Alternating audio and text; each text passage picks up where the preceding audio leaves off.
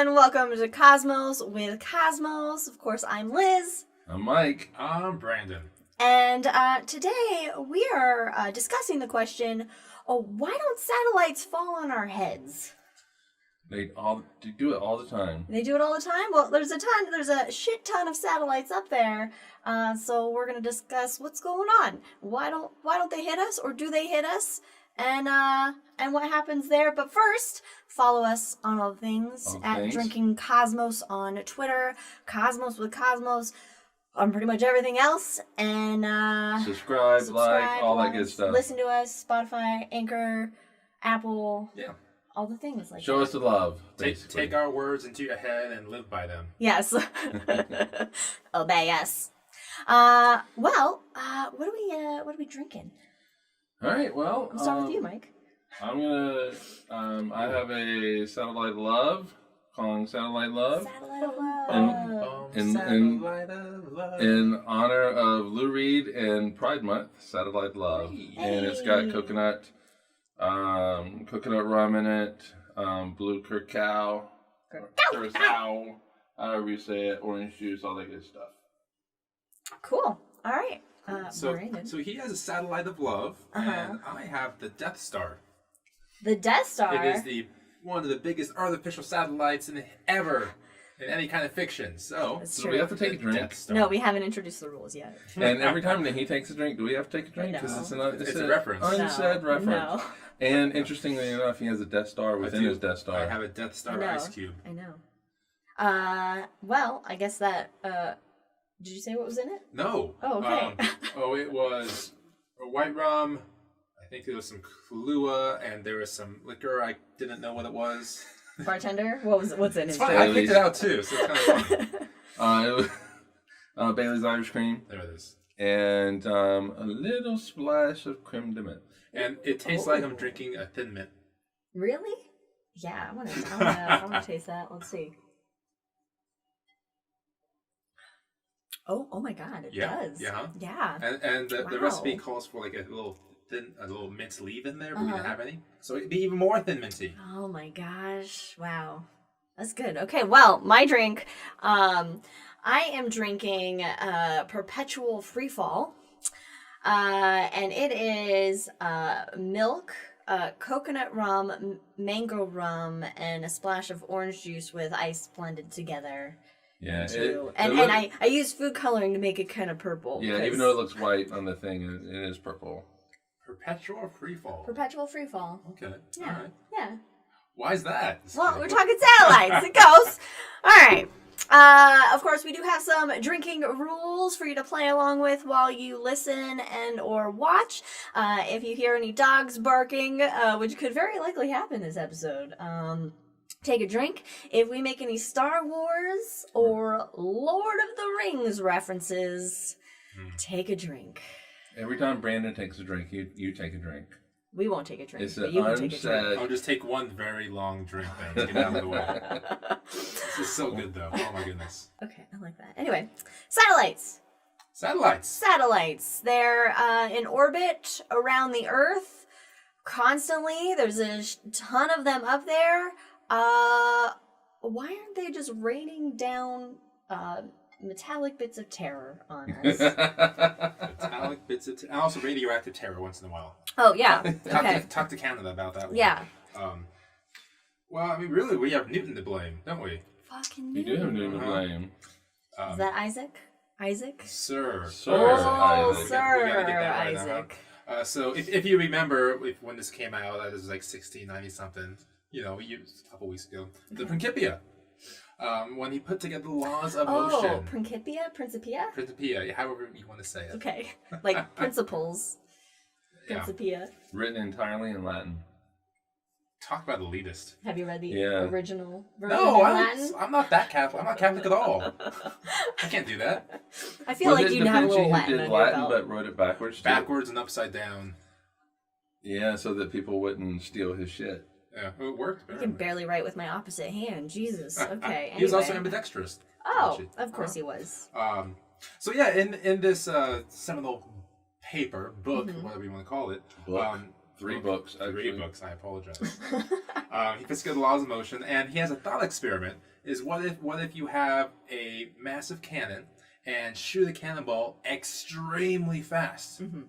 Well, it would fall down later on, but you kept going faster and faster and faster. So at some point, the cannonball, due to its speed, would constantly travel around the Earth because it would try to fall. But because it's traveling so fast horizontally, it would always miss. It would be in perpetual freefall. Perpetual freefall. Yep. Cheers, everybody. Yeah, so that is the idea of how satellite works. It's constantly falling, but it's just moving so quickly that it's missing its target. I think I remember my astronomy teacher saying something like it's like basically the Earth kind of like it keeps missing because the Earth is spherical, so it's like it just keeps missing the ground as it goes around. Exactly what it is. Yeah, it's constantly missing. So now we have a bunch of artificial satellites, human-made satellites up there falling towards the Earth, but they're missing because they're going quite fast. And then you have other types of satellites too, like natural satellites. Natural satellites? What could that be?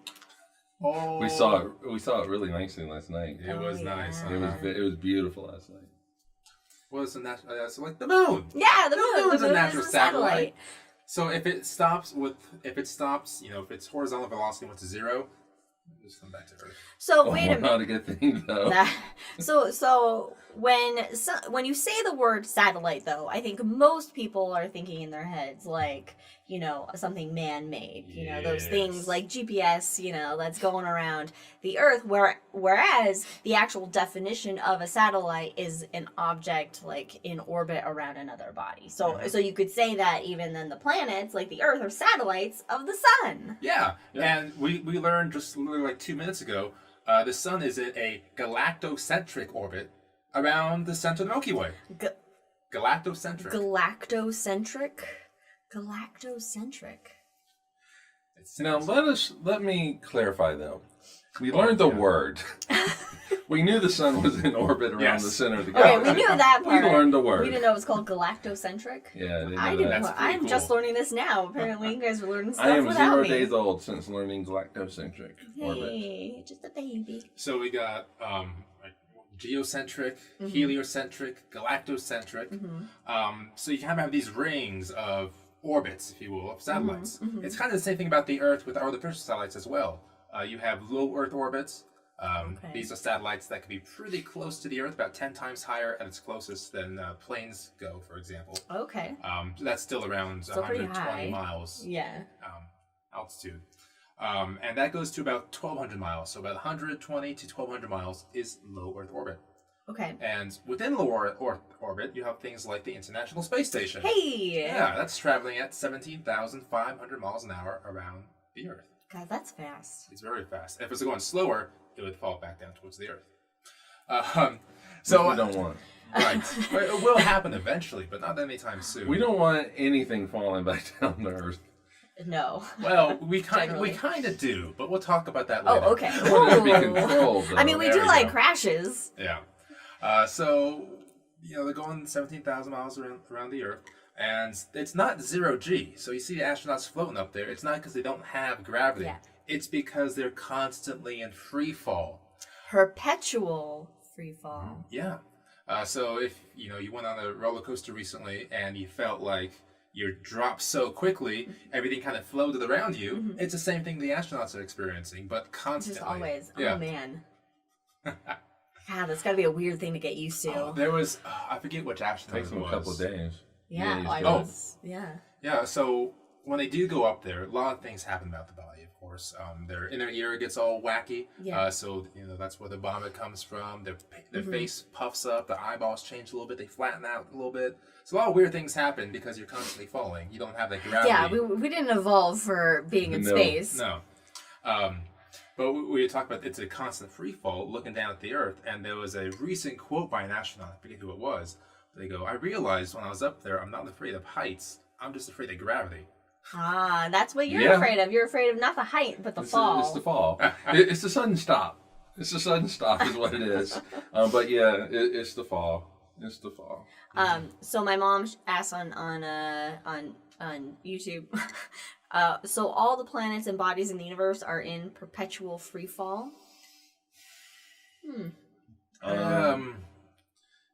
Are we in for perpetual something. free fall? Is the Earth in perpetual free fall around the sun? And is the sun in perpetual free fall we then want it around? to be in perpetual free fall around the sun, so because that way it orbits. Otherwise, yes, goodbye. Yes.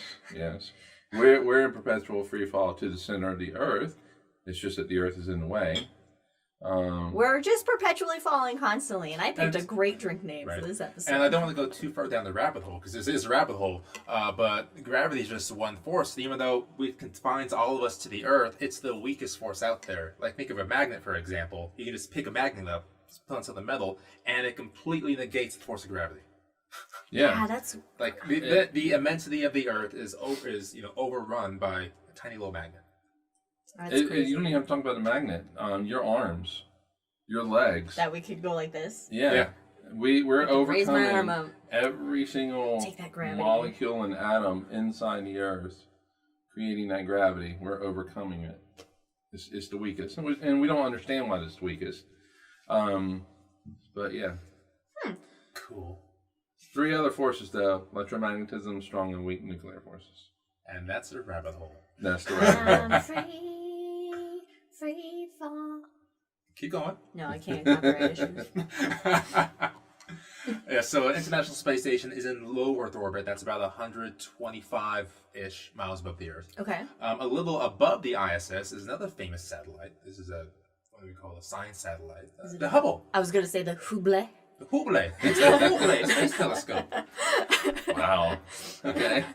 Good old hubs. I think that's around 160, 200 miles up, I want to say. Okay. So that's how the space shuttle was able to go and just barely get to the Hubble. Because it was kind of at the edge, at the limits where the space shuttle could go get and repair it. Oh, right. Just at the very edge. Right.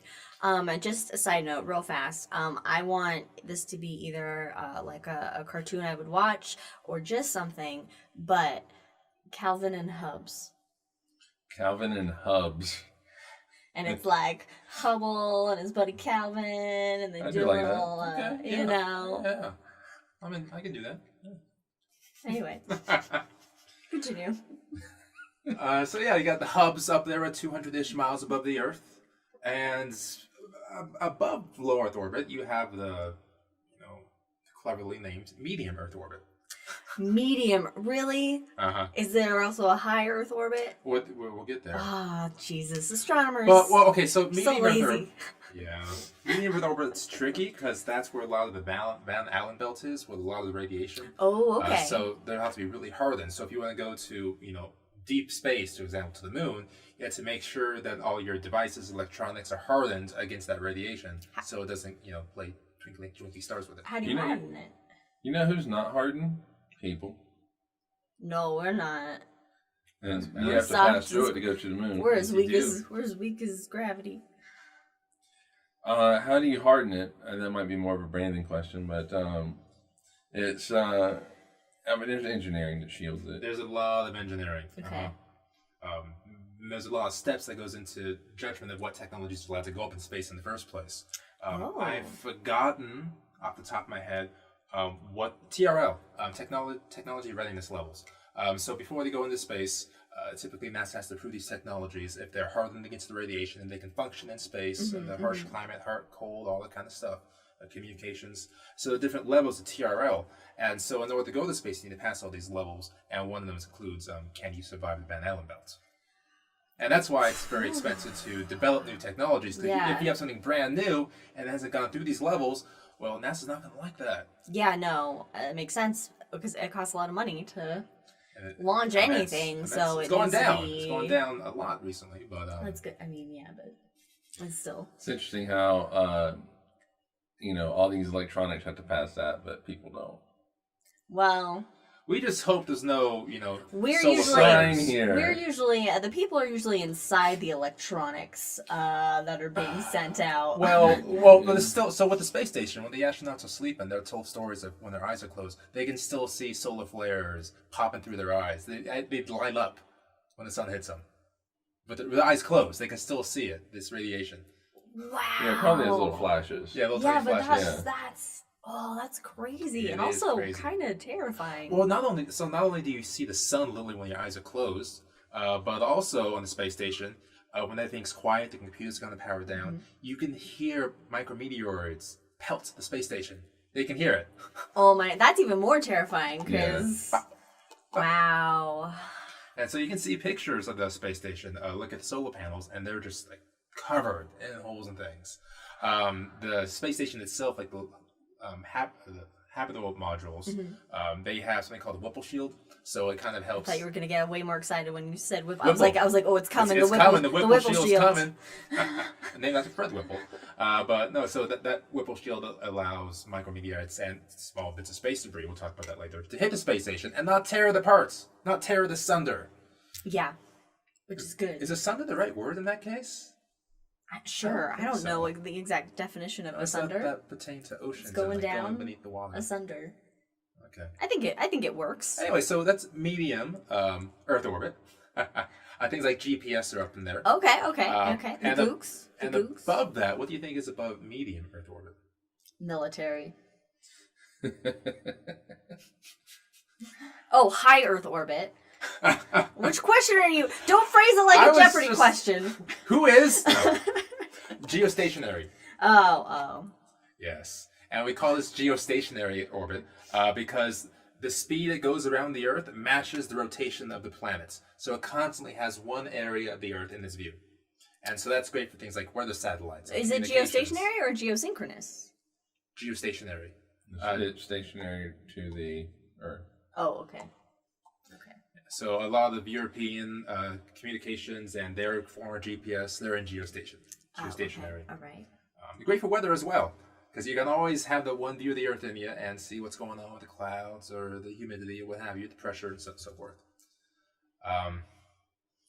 Geostationary. Is there another level?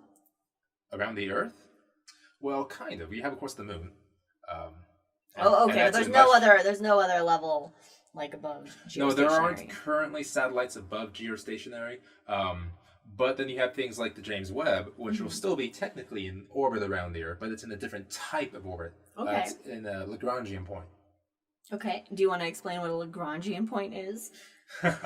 Yeah, so when you have three bodies in space with these massive gravities like the moon, the Earth, and the sun, which is still far away, but still exudes gravity, of course, there's going to be, I think, 6 different spots between those 3 bodies where the gravity kind of cancels each other out.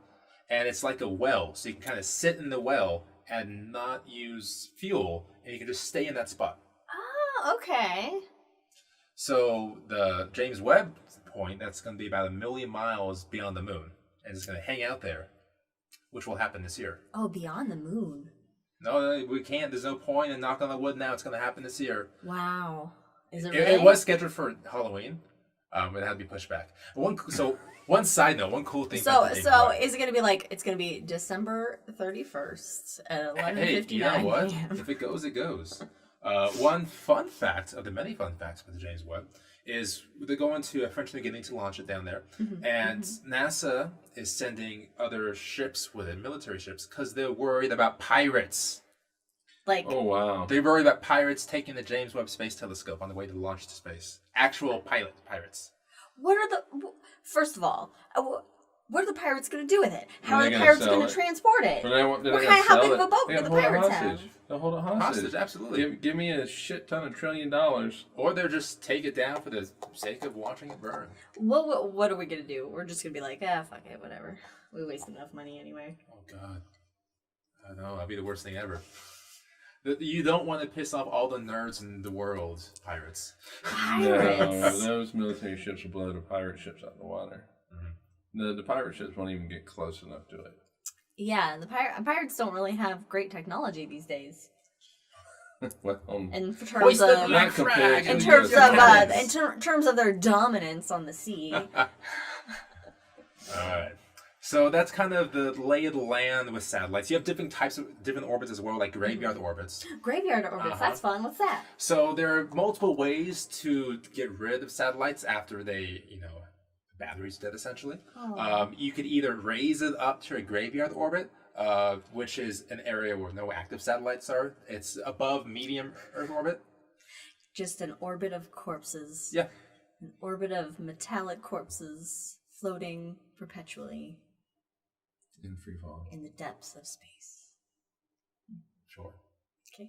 So you have the graveyard orbit. And then you can, of course, deorbit it and let it burn up in the Earth's atmosphere. Most of these satellites will just burn up permanently in the atmosphere. But some of them, for example, remember we had the Chinese rocket kind of go haywire, and we didn't know where it was going to land. So a lot of things don't burn up and will still impact to the Earth. So like when the Hubble is eventually deorbited, its mirror will still survive the fall, which is really cool. Oh, that's cool. When it land in our backyard. Where's it? So has anybody ever been hit in the head with a satellite? Or hit with a satellite? Artificial satellite? Yeah. No. Not I believe so, no. I've heard of people being hit by a meteorite. Yes, in Australia. But no one's ever died from a meteorite. No. That we Well, know of.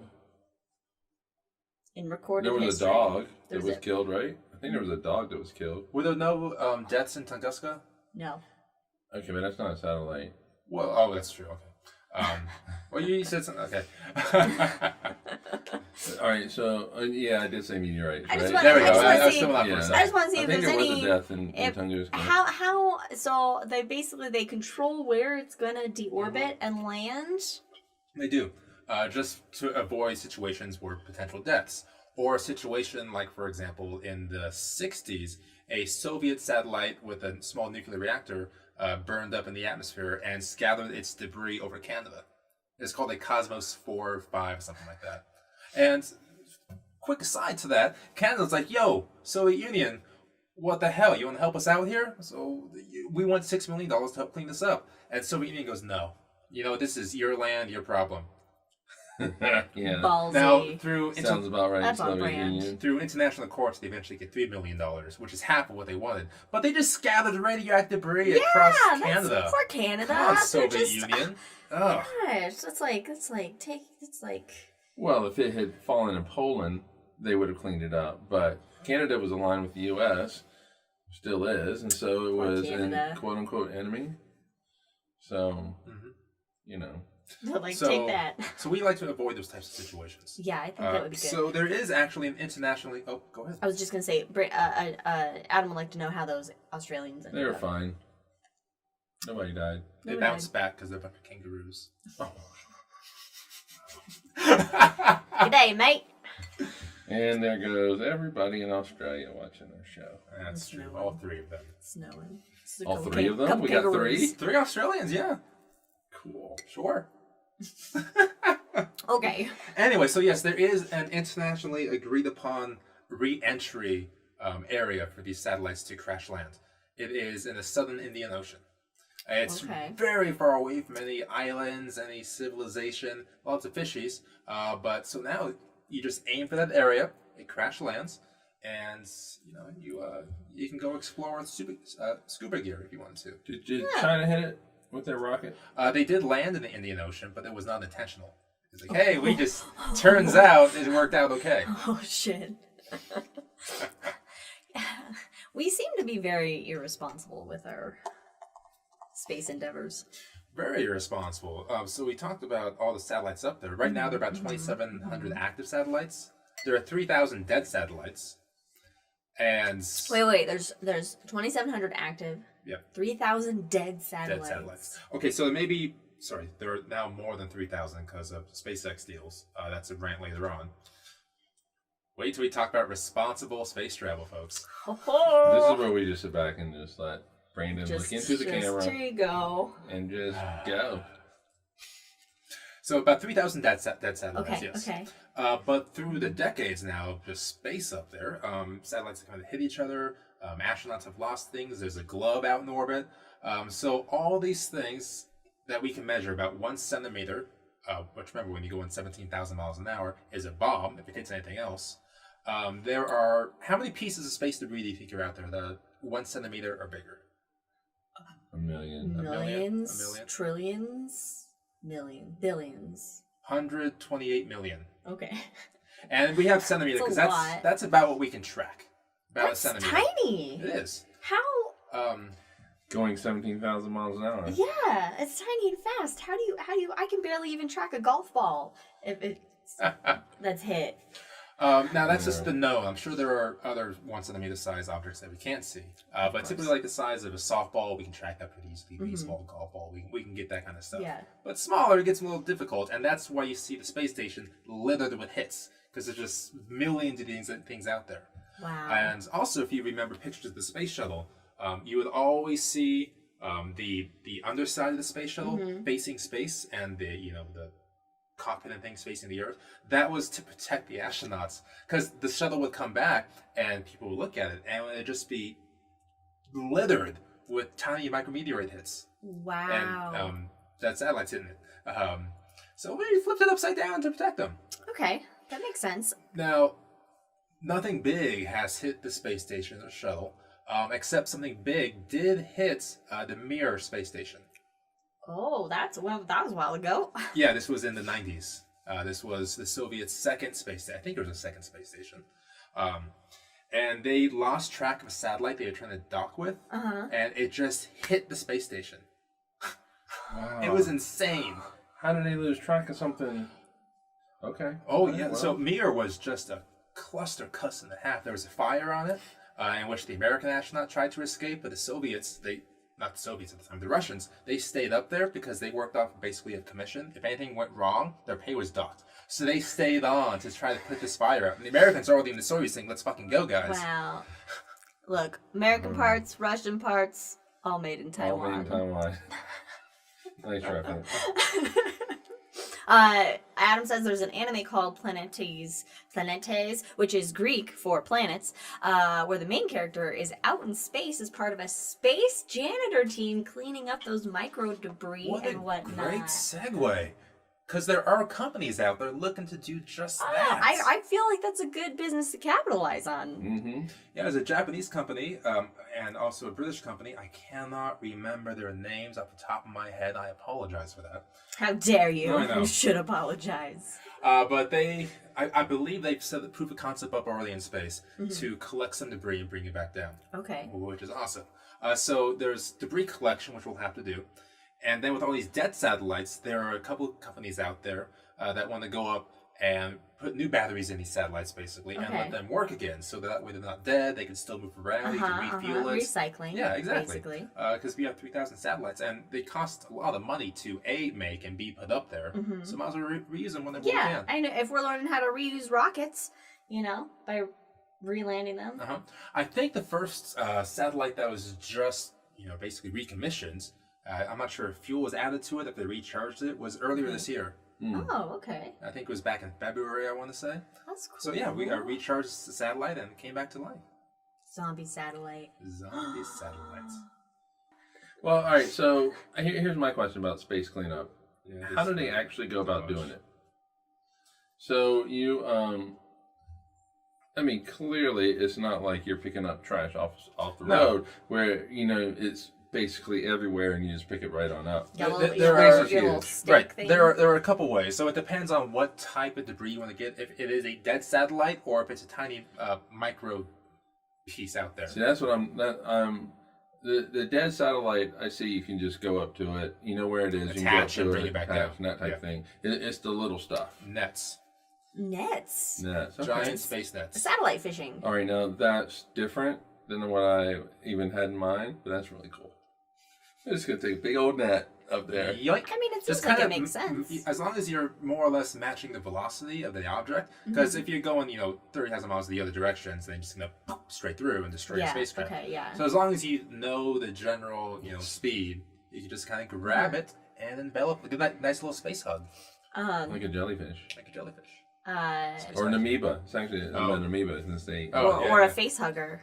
Oh, yeah, that works. Aliens. My mom suggested a space vacuum. A space vacuum That's a little difficult. in the vacuum of space. Yeah, that's what makes it difficult. Yeah. That's fun.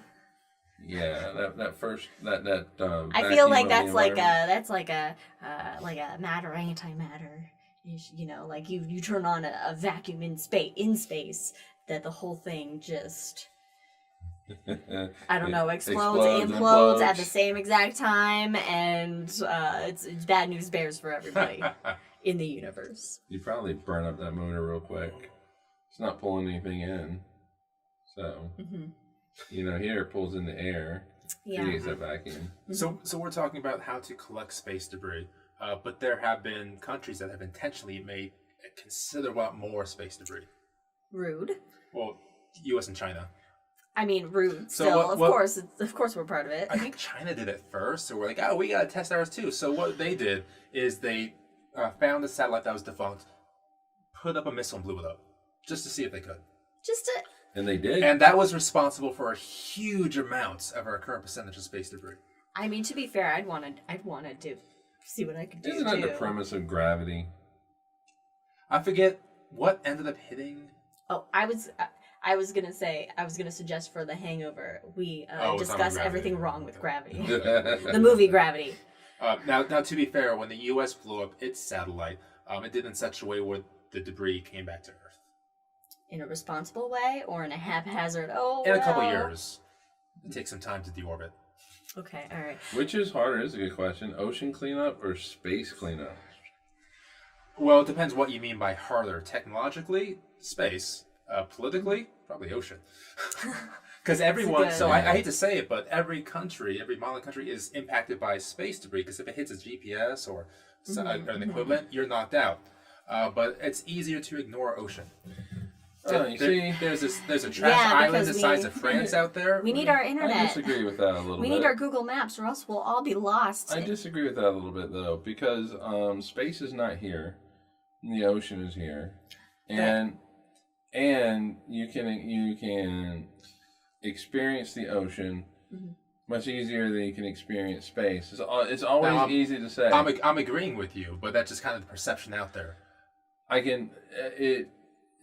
A politician would go, space is out there, and they don't make the connection between GPS and all this other, especially in this country. Now, we're here. I apologize, Liz. You go first and I'll follow up. We're in space, so space is all around us. The ocean Good call. is in space, because that's where we're in. Okay. Now, but however, we are here in Salt Lake City. Space is 80 miles up. The ocean is how many miles away? Well, I mean, from Utah, I know what you mean. I was just being an ass about it. Yeah, but but the politicians, first of all, politicians are going to be spineless anyway. They're just, especially a certain political party in this country, is just stupid, and refuse to even acknowledge some fundamental problems. Looking at you, Green Party. I was, damn it! That's my joke. But a politician of this persuasion can go, hey, I just went to L.A., the ocean's right there, and a bunch of plastic bags came up. And so we got to do something about that. Even though a politician here in Salt Lake City wouldn't do that. No, because they don't care. They don't care about the ocean. Although then the solution to the plastic bags is just like, you have to pay 10 cents to use a plastic bag. Oh, no. Okay. Yeah, I think that if politicians don't care about the ocean, they aren't going to care about space. They don't, but they do have military assets in space that they're putting money into, so they got to protect those assets. Mm-hmm. It's wrong. It's a completely wrong way to think about it. But it's just kind of how it is. Yeah, military assets in the ocean. And the companies that are cleaning up space or cleaning up the oceans, they're typically not government funded. They're these private companies doing for either A, altruistic reasons, or B, realizing they can get paid for it and trying to doing it there. Mm-hmm. Okay. So no government right now is really... I'm going to walk that back. We got to clean both up. We do have to clean both of them up. Absolutely. Keep your shit clean. And also looking at, you can see satellites every single night as well. You can look up and see the little bright light going across the sky, whether it's a space station, which could be really bright. It could be brighter than Venus if it's right. Or just regular, like iridium satellites. You can see those during, I think it is sunrise and sunset at 45 degrees above the Are those horizon. the ones that like flash like a color? Yeah, little flares. Yeah, iridium flares. Yeah. Okay. And now we have more satellites that people are beginning to see in the wilderness, anywhere. It's really changing perception of the sky with the Starlink satellites. Oh, I love these. These are my favorite satellites. They're great for astronomy. What are the goal of Starlink? It's just like to get more internet at places? Now, it in itself is a great goal. However, doing it in space is the wrong way to go about it. You can still create broadband here on Earth if the governments actually did it, but they refuse to for a variety of reasons. So instead, we're polluting the skies with trails of satellites, hundreds, thousands of satellites, about the size of a couple shoeboxes now, actually. I don't know if I've ever noticed any Starlink satellites. Okay, when you go, you guys are going to camping soon. Look up, see the paths, and you actually see like 12 lights crossing the sky. It's very visible. Well, I'm going to bring my camera with us camping, so try for some night sky stuff. So and see what I get. Those trails have gotten already in the way of like telescopes and astronomical studyings, and they're not even halfway done. So they basically want a sky. I say they. It's SpaceX and their business plan. Musk. We're gonna eat Musk. And then also Jeff Bezos wants to do his constellation as well. Guys, the fucking egos on these motherfuckers. The Amazon. Yeah, it's Amazon. Ain't Blue Origin. Amazon OneWeb. It's called. It used to be OneWeb is a different company, but different story. Well, Bezos is going to space. Maybe he'll stay there. Him and Richard Branson gonna go party in space in July. Yeah. Wow, to have $1 billion. Oh, $128 billion. Yeah, well, you know. Man. Meanwhile, I would just like form a planetarium company. We'd make shows. No, it's gonna be so strange though, because those satellites could potentially come down in a couple of years, decades, what have you. Yeah. But when we have even more a group of satellites is called the constellation. So when you have even more constellations up there, and you look up in the sky, it will no longer be like this relatively stagnant sky. It will be in motion whenever you look up. And who knows what's going to do to like the natural wildlife, for example. I mean, yeah, well, to be fair, we're already light polluting the sky, so we've already pretty much lost the night sky that,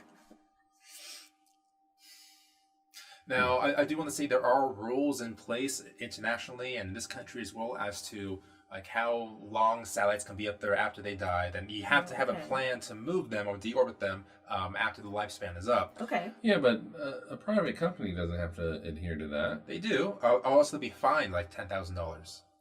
Ooh. So a private company doesn't have to adhere to that. Basically. But the depends FAA, on how rich that private company is. The FAA, AST, they could also just say, no, you can't go up because you haven't conformed to the rules beforehand. Which they have done before. They have said no to test rockets and satellites and things like that before until they clear up with the plan. But all it takes is like one collision and all of a sudden, well, there goes low Earth orbit. Which means there goes ISS. So how much total man-made things are in orbit around the Earth? Do we have an estimated number of how much shit, working or otherwise? We talked about the size, 128 million per centimeter or larger. 27 active satellites, 3,000 dead satellites. So as far as big objects that used to be functional at one point, I would say around 5,200. And you can go look at maps. You can go see space debris maps and around the Earth. It's just absolutely cluttered. Yeah. And we have close approaches every year now. So a close approach, I think, is when satellites come within 3 miles, which doesn't sound that bad. But then they realize how big space is and how close 3 miles is actually. Yeah, that's... So just this year, we had the close approach with a old Russian satellite that's, of course, defunct. And then I think it was 3 years ago, there was a Russian satellite that was actually moving closer to other satellites. And like we can see it, like amateur astronomers can look up and see these satellites get close to each other. And Russia's like, we don't know what's going on. And the satellite's just getting within like hundreds of yards of these different satellites. Oh my god. Yeah. It's gonna be like, isn't it WALL-E? The movie WALL-E, where they punch through all the space debris? Oh, yeah, that'll do it. Yeah. So maybe if aliens come by, they just look at our planet and they go, that is a one fucking trashy planet. Fuck And that just shit. move on. Just move Well, on. it's in my mind, it's similar to the industrial age and what we have now in the Earth's atmosphere. We're just kind of we found out we were able to put satellites up there and So we did it. Yeah, and we didn't think about repercussions if we put Consequences. too many things up there and put up all the things up there and see what happens. And now we're realizing, just like the atmosphere, oh no, Yeah. we goofed. But it's still, we can still make money off it, so keep putting things up there. Capitalism. So, if the sun is in galactocentric orbits around the Milky Way, that means any satellites that we send out into the solar system or outside the solar system, like the Voyagers and the Horizons, they would also be galactocentric because they don't have enough punch behind them to get out of the galaxy, right? Oh yeah. Okay. Oh yeah. I'm okay. I was thinking at first. I was thinking you were talking about satellites that were staying inside the solar system, and then that would still be heliocentric, but they can punch through. Voyager, Pioneer, all those that are Pioneer. That's a severely under talked about satellite. Yeah. They are now like our sun, galactocentric orbits. Again, 0 days old since I learned that word. Galactocentric. Now, for a satellite or for an object to leave Earth's orbit, they need to reach escape velocity. Yes. What is there a term for the reverse velocity of that, where they fall into when they are decommissioned or when they do fall into the Earth? So there's not a set speed. It depends on the orbit you're at. So the closer you get to the Earth, the more the atmosphere you're going to be in, the more drag you have, and the faster you come down. Okay. So, for example, I'll just bring this up. Starlink satellites, the SpaceX little tiny ones with thousands up there, some of them have failed to get to the right orbit, and so they get dragged down much faster than their Starlink brethren up there. Okay. I just didn't know if there's a term like escape velocity and then like crash velocity. I don't know. Non-escape velocity. Non-escape velocity. Eventual Return velocity. Return velocity, yeah. But here's the thing, though. If a satellite's in orbit, technically it's not escaping the Earth. So, that's true. But it's not crashing. Is that just like stationary velocity? Stable velocity. Probably not stable. That's the wrong word. I'll tell you what. Why don't we? Since you're talking about drag from the atmosphere, so I think this is a good segue into the question of where does the atmosphere end and where does space begin?